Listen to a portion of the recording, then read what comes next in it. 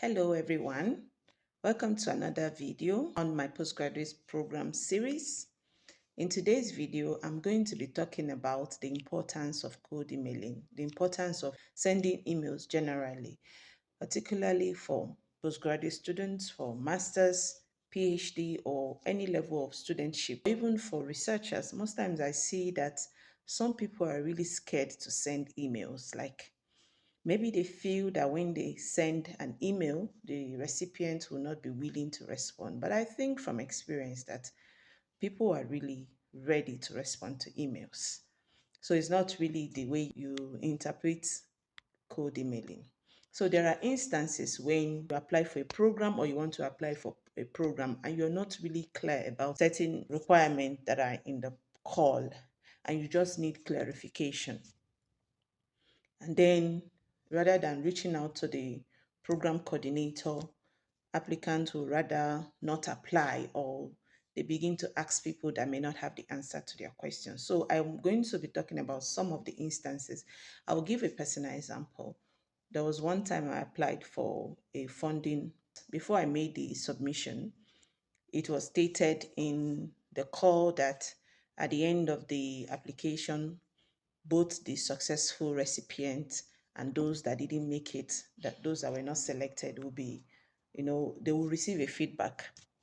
So I happened to fall among those that didn't make it. I was not selected for that program. But then it was important for me to know the reason why I was not selected. And because they had earlier said they were going to reach out to me, reach out to those that were not selected. And I waited, I didn't hear from them. I had to write. And I was like, hello, dear program coordinator, just the way you address a normal email. I applied for this program and I know that the time for feedback has elapsed.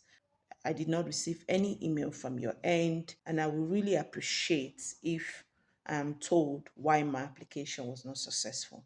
And that was when I was told, oh, we had earlier sent out emails to those that to the unsuccessful applicants. And I don't know, that's what the person who responded to me said. I don't know why you did not receive my email. And then eventually the email that I wanted was sent. And then the reason why my application was not successful was explained. I got to know. But what if I never reached out? I could even assume a lot of things. But when I saw the communication, I knew that my not being successful was really more of budgetary constraints and not because my application was not a strong one.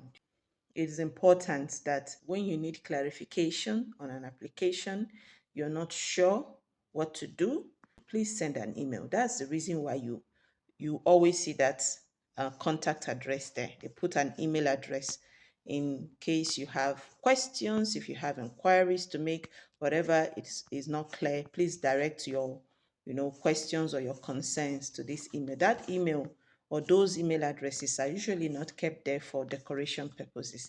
They are there so that you can reach out to them. So if you're applying for a funding and there is something in the call that is not clear, you really need clarification, and there's nobody that is available to answer your questions, then please make use of that contact. Please send your email, all your questions and what have you, all the concerns that you have concerning the application. Send it, direct it to the email address that's been provided in the call. That's the reason why those addresses are there. So that's one instance. Another instance is where like the one I talked about, you applied for a program, they promised they were going to send email to everybody that applied, whether you were successful or not, and at the end of the day, you were not communicated. Please send an email to them to know why you were not selected. That helps you not to, if it was something you didn't do right in your application, that helps you to avoid making the same mistakes, especially if you still want to apply for that particular funding, right? You need to know what you did not do well so that you can avoid it in your subsequent applications. And also, you want to maybe apply for a program and you need a supervisor, you need a host, please send an email. I mean, there are many instances where I see people not really ready they're scared. They just feel that nobody will respond to me. But I've really come to realize that people really are interested in responding to your email. So don't be scared, or maybe if I send that email, nobody will respond to me. And because of that, you miss out on an opportunity. So this is me telling you to send that email. There's nothing to be afraid of. You get the desired feedback that you need. Thank you for listening. I will see you in my next video.